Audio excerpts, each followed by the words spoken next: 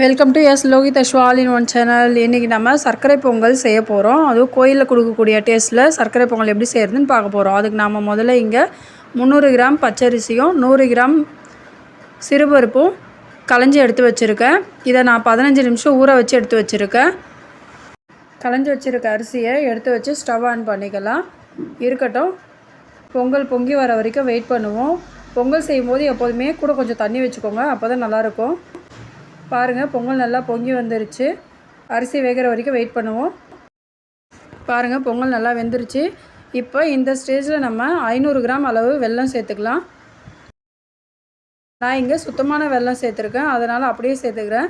நீங்கள் வாங்குகிற வெல்லம் கல் ஏதாவதோ தூசியோ இருந்ததுன்னா அதை கொஞ்சம் தண்ணியில் கொதிக்க வச்சு வடிகட்டி எடுத்து வச்சுக்கோங்க. வெல்லம் நல்லா கரைஞ்சி வரட்டும், அது வரைக்கும் வெயிட் பண்ணுவோம். பாருங்கள், வெல்லம் நல்லா கரைஞ்சிருச்சு. இப்போ இந்த ஸ்டேஜில் 4 ஏலக்காய் இடித்து எடுத்துக்கலாம்.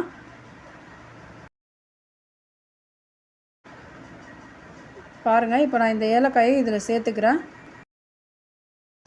பொங்கல் நல்லா வெந்துருச்சுங்க. இப்போ நம்ம இந்த ஸ்டேஜில் கீழே இறக்கிக்குவோம்.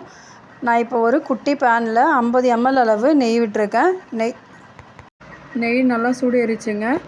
இப்போ நம்ம இதில் 25 முந்திரி பருப்பு சேர்த்துக்கலாம். நான் இங்கே 25 முந்திரி பருப்பு எடுத்துருக்கிறேன். நீங்கள் இன்னும் அதிகமாக வேணும்னாலும் சேர்த்துக்கலாம், கம்மியாக வேணும்னாலும் குறைச்சிக்கலாம். முந்திரி பருப்பு பாதி அளவு வறுபடட்டும், அது வரைக்கும் வெயிட் பண்ணுவோம்.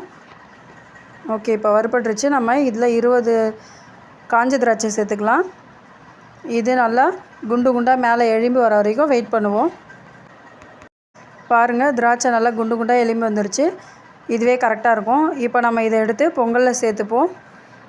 பொங்கலில் சேர்த்து நல்லா கலந்து விட்டுறலாம். பாருங்கள், பார்க்கவே எவ்வளோ சூப்பராக இருக்குது.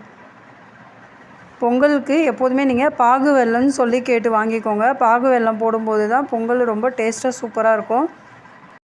இப்போ இதில் நம்ம கடைசியாக 2 துண்டு சின்னதாக பச்சை கற்பூரம் சேர்க்க போகிறோம். இது பாருங்கள், சாதாரண கற்பூரம் இல்லைங்க, இது பச்சை கற்பூரம்னு கேட்டு வாங்கின கடையில். இதை நல்லா தூள் பண்ணி சேர்த்து நல்லா கலரி விடுங்க. இது நம்ம தூள் பண்ணி போடும்போதே வாசனை பயங்கரமாக கமகமன்னு இருக்குது.